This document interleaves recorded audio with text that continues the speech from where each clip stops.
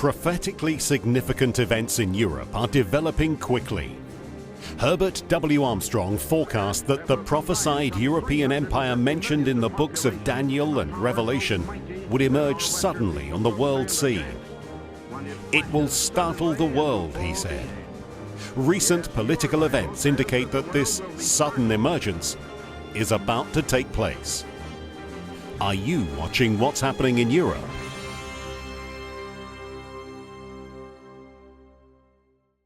Hello everyone, and welcome back to the program. There's a leadership vacuum right now in Germany, and if you're a student of Bible prophecy, well, that should get your attention. Angela Merkel has been in power for 15 years, and a while back she made it known that she's not going to be standing in for another election. So she's on the way out. That could happen pretty soon, I think officially next year sometime. But then you look at her hand-picked successor, the leader of the CDU party, Angela Merkel's party. This is a woman by the name of Annegret Kramp-Karrenbauer, and she stepped down just recently. And this followed a political scandal in the German state of Thuringia, where they had recent elections, and the CDU party, Angela Merkel's party, joined forces with the far-right party, the Alternative for Deutschland party, in order to build an alliance so that they could then handpick the leader of that particular state. This was the first time in a lifetime that the far-right in Germany has played a significant role in government. And if you go back a good ways in history, well, really not that long ago, Thuringia is also where the Nazis first came to power in the 1930s. Let me just take you to a couple of quotes. These are commentators talking about what happened in those German state elections in Thuringia when the CDU and the AfD party came together. They joined forces. This was from the Times of London. It says here, the taboo that has kept the far right out of German government for 75 years was broken on February 5th, when ultra-nationalists emerged for the first time as the kingmakers in a regional parliament. The AfD party, the far-right party, emerged as for the first time to be the kingmaker in Thuringia. This is from Deutsche Welle. They said a state premier has been elected to office with direct support from the far-right nationalist AfD. The utter breach of taboo shows just how weak opposition to the rise of the right in Germany really is. Now that's quite a statement. That's coming from a German publication. This really did shock many people in politics, in the media there in Germany. This hand-picked leader in Thuringia, Thomas Kemmerich was his name. There was such an outcry following his victory on February 5th that he stepped down within 24 hours. And then, of course, Angela Merkel was taking quite a lot of criticism. It was her party, after all, that came together with the AfD. And then, as I mentioned, the woman in charge of the CDU party, or she presides over the CDU, then she announced that she was going to step down. So just a lot of political instability and turmoil going on right now in Germany. We produced a program just last week. Have you been watching world events? We focused in that program on the world at large, all of these events around the world, just since the beginning of this year. But today we're going to focus more specifically on Germany. Germany really is leaderless as it heads into a lot of stormy conditions in Europe, even outside of Europe. This is obviously this scandal. It's had an impact on German politics, but it's also impacting Europe as well. There was a recent EU Observer headline, German domestic turmoil prolongs EU leadership gap. They have a rotating presidency over the EU. Germany's up to take that position in the second half of this year. And so now what does it mean for Europe As Germany, as many commentators are saying, Germany needs to turn inward and try to figure out its own leadership needs. And meanwhile, Europe is going to be looking for strong leadership as well. The Observer says that this will mean that Germany will continue to look inwards and be unable to provide the leadership many in the EU hope it could bring. Judy Dempsey, she's a senior fellow at the Carnegie Institute in Europe, and she said the glaring leadership gap in Germany comes at a time when the EU needs strong leaders to deal with the plethora of problems, not least the immense strains in the transatlantic relationship and the growing global role of China. It says, in a bid to buy time before next year's federal election, the CDU wants to spend the coming months finding a new leader, leaving in the ensuing period a vacuum in Europe. Now, this comes at a time when there are all of these strong men rising around the world, in Russia, in China, even in certain European nations, throughout the Middle East, obviously. And so what does it mean when there's, even as you see all of this going on around Europe, what does it mean for Europe itself when there's this dearth of leadership? And so many of the citizens of Europe, so many of the people of Europe, they're crying out for a strong leader. They want a strong leader, in a lot of ways, to compete with some of the other leaders that they now see emerging. So many would welcome this as a positive development in Germany and in Europe. The Berlin Policy Journal recently said, brace for change in Germany. And right now you have this kind of strange mixture of stability on the one hand and yet turmoil on the other. There's lots of problems, as I say, that Germany and Europe are having to deal with, but there's also, in Germany itself, there's low unemployment, there's low government debt, there's a strong manufacturing base, so there are some positives there, but there are also some pretty big problems looming on the horizon, and this is why so many in Germany and so many in Europe, this is why they want a strong man, a strong leader. Let me just quote to you from that Berlin Policy Journal piece. It says, whoever it will be, whenever it happens, the new CDU leader's job is not going to be easy. After nearly 2 decades of Merkel's centrist policy, the party is torn between continuing along her line or moving back to the right. And if Thuringia is any indication, this is the CDU drifting hard to the right, with a party that, well, ever since it came into being, the AfD's only been around since 2013, 7 years, but ever since it came into being, the main parties in Germany have just shunned the AfD. They haven't worked with the AfD at all. It's too extreme. It's too far right. Well, as I read to you, that taboo was broken just this month in that German state of Thuringia. Well, after Merkel, which way is the party going to go? The CDU, that is. It says there is no consensus either about how to deal with the AfD's success, particularly in Eastern Germany. One thing at least is clear, whether it takes 18 months or less for Angela Merkel and the stable state she has come to represent, the countdown has begun. Brace for change in Germany and in Europe. Brace for it. Now, as I said, if you're a student of Bible prophecy, you know how significant these coming changes will be. We've got to brace ourselves for dramatic changes. Now, there's sure to be some different politicians angling for Angela Merkel's position, and this other lady that stepped down as the head of the CDU. One name that has been in the news is Friedrich Mertz. He's in the CDU party and would like to replace Miss Merkel. And he has strong support from another German politician, or one that used to be in politics, Karl Theodor zu Guttenberg.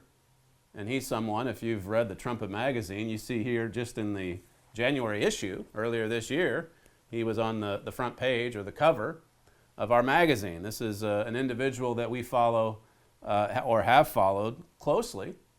But Gutenberg said, for me, there's no one who I think fits the role perfectly, quite like Friedrich Mertz. And so Gutenberg supports this politician, Mertz. This is from Foreign Policy. It says, Friedrich Mertz would tack hard to the right, pushing the CDU toward the AfD. Think about this. Think about this. He's going to tack hard to the right, says Foreign Policy, and bring the CDU closer to the AfD. Now that's what just caused the outcry. The AfD and the CDU came together in Thuringia, and a lot of people exploded with anger. How could this happen? How could this taboo be shattered? It just happened, and here's Foreign Policy saying about Friedrich Mertz that he would take it even further to the right, the CDU, closer to the AfD. And of course, the reason why that's so tempting to do is because the AfD is increasing in popularity. You can see that from every election that we have in Germany. It says, in an attempt to recapture voters that have fled to the populist right in past elections, Mertz has been advocating radically restricted immigration policies, and he is regularly in the headlines for his critical stance toward Merkel's leadership. And now Gutenberg also has been quite critical of late of Angela Merkel. These are leaders very close to Merkel, tied to her party, that have criticized her for not being strong enough. The people are crying out for stronger leadership. There's troubles within, there's increasing pressures from without. The refugee crisis, it continues. Many spilling into Europe from Syria and other places. So as I say, it's this mixture of stability and uncertainty and trouble and difficulty as well. Let me take you to Jeremiah chapter 1, and we'll just read a couple of verses here before we break. This is Jeremiah 1, talking about what will happen eventually in the heart of Europe. It's boiling right now, and it's about to spill over the pot, so to speak. Verse 13, it says, and the word of the Eternal came unto me the second time, saying, what see you, Jeremiah? What do you see? And he said, I see a seething pot, and the face thereof is toward the north. And so here is pictured a boiling pot that's about to spill over on the nations of Israel. These troubles, or this tension, this violence, this trial, it's something that's going to touch our nations as well. It's about to break forth. Verse 14 says, then the Eternal said unto me, out of the north an evil shall break forth upon all the inhabitants of the land. This is north of Jerusalem. That's the center point. And north of that, or a little bit north and west of it, is this beast power, as it's prophesied in the book of Revelation. It's to come out of the heart of Europe, and like a boiling pot, it's about to spill over the edges, and as I say, impact all of our nations. This is the literature that we'd like for you to request today. You can call our operators right now, the Holy Roman Empire in Prophecy. We've been anticipating the seventh and final resurrection of this empire, this prophesied empire, for many decades now. Herbert Armstrong going back to his ministry and carrying right on with this work. We have the Holy Roman Empire in Prophecy. I've mentioned the Trumpet Magazine, which you ought to subscribe to. Trumpet subscribers are given invites to our public appearance campaigns all over the UK. So make sure that you subscribe to that today as well. And then this too, a little booklet, A Strong German Leader is Imminent. Call our operators now and request your free material. We'll be right back.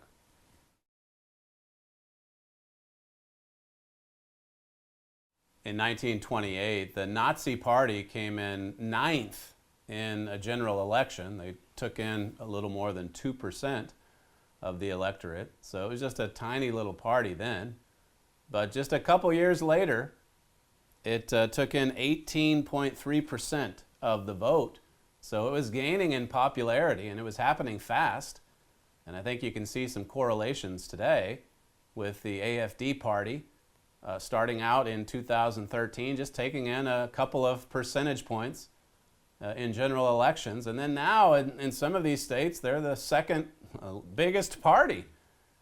And when you go back to the late 1920s and early 1930s, it was just gridlock. They struggled to get a majority coalition because of all of these fractious groups in politics. But as the Nazi Party gained in popularity, well, then some of these other mainstream parties, they had to work with them. And that's something that we've seen even here recently. Now let's look at the prophecies in Daniel 8, about a strong leader to come out of the heart of Europe. You see this, as I said in the program recently, you see this happening all over the world. So we should expect for it to happen in Germany too, if nothing else, just in competition with other nations. But then you add to that history and prophecy, as we'll discuss here right now. Daniel 8 and verse 23, it says, "And in the latter time of their kingdom, when the transgressors are come to the full, the king of fierce countenance and understanding dark sentences shall stand up." Now this is talking about a coming leader. He's coming out of the heart of Germany.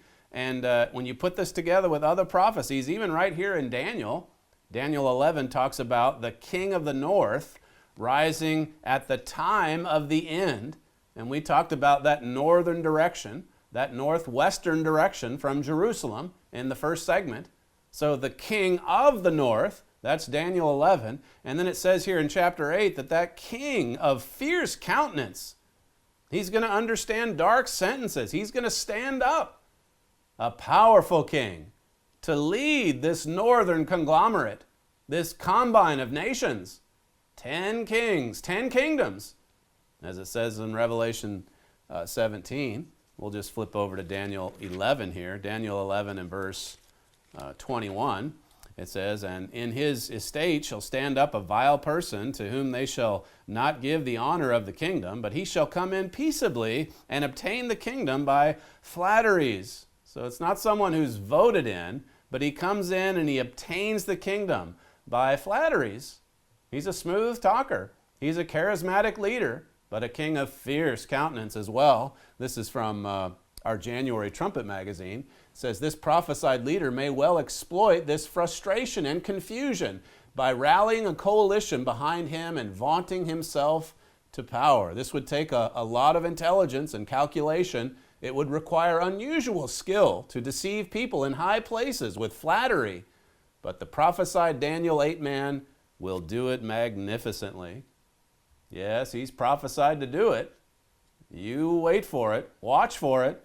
Jesus said to watch and pray. When we see these events happen, then you'll know. You'll know just how close we are to the return of Jesus Christ. This is from my father's Key of David program in the States just last year, about a strong man rising in Europe. Germany dominates Europe today. Everybody knows that.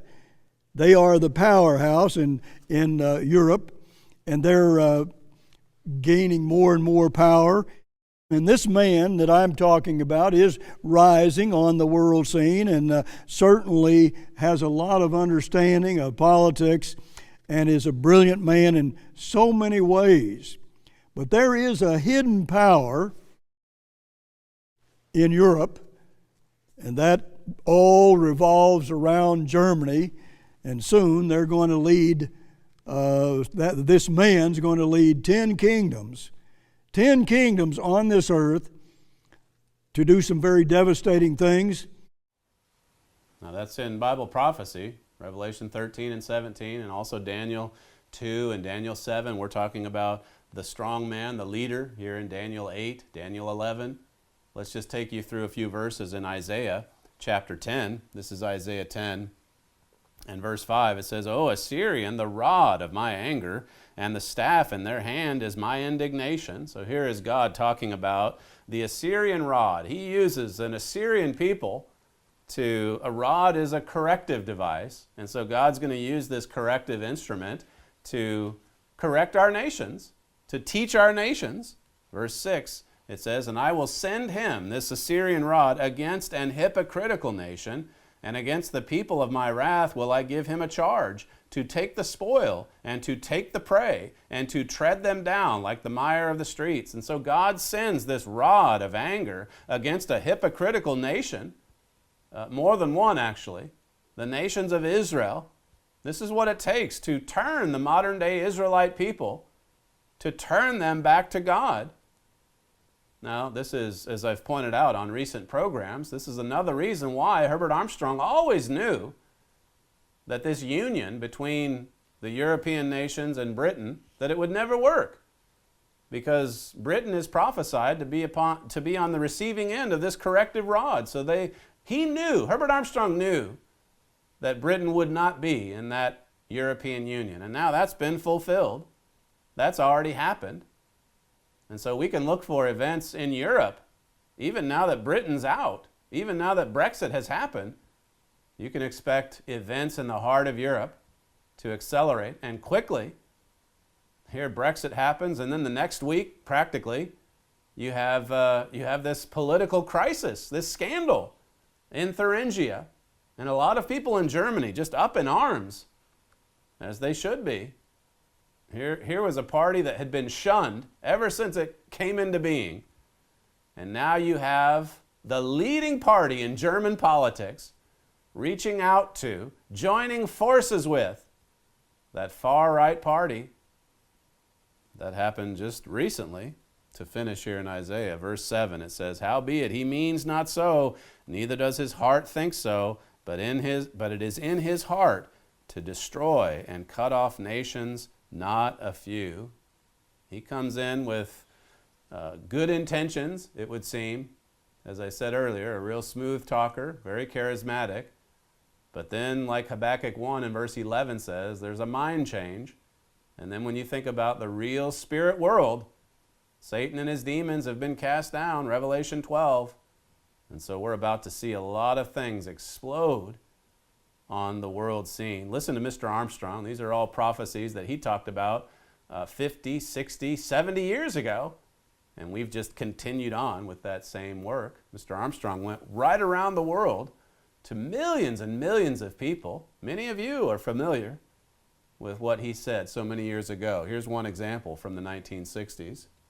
Gradually, and now faster and faster, a new power is being developed from underneath the surface, a new world power which the public now least suspects, which the world does not yet see, doesn't realize, doesn't dream is coming, but it is developing just as prophesied in Europe, a resurrected Roman Empire that will combine some 350 millions of population, a power so mighty that our Western peoples will stand aghast when it flashes suddenly into full being. Yes, your Bible says that the world will be startled. That's Herbert Armstrong from the 1960s. The whole world will be startled. And the reason for that is because they weren't watching and praying. They weren't watching world events as they relate to Bible prophecy. They weren't students of Bible prophecy, and so they're going to be caught unawares. They're going to be completely surprised and shocked by these developments. Well, you don't have to be. You can know what's prophesied in your Bible. And look, these events, these prophesied events, they're unfolding step by step by step. And some of the changes that we're still anticipating, the dramatic changes, they're going to happen quickly, overnight. That's what my father wrote about in this January issue of the Trumpet. Could this be, as it says here, is this his hour? Is this his time? Will we see this Daniel 8 leader come to the forefront here in this calendar year, or soon in the coming months? Well, we have some literature, as I say, that you definitely need to request if you don't have copies already. A strong German leader is imminent. That's what your Bible says, Bible prophecy. And then for the bigger picture of it all, the Holy Roman Empire, this booklet, it's actually a book, 200-page book, the Holy Roman Empire in Prophecy. Read about the seventh and final resurrection of the Holy Roman Empire, prophesied to come out of the heart of Europe one more time. Well, that's all that we have time for today. We'll look forward to seeing you again next time.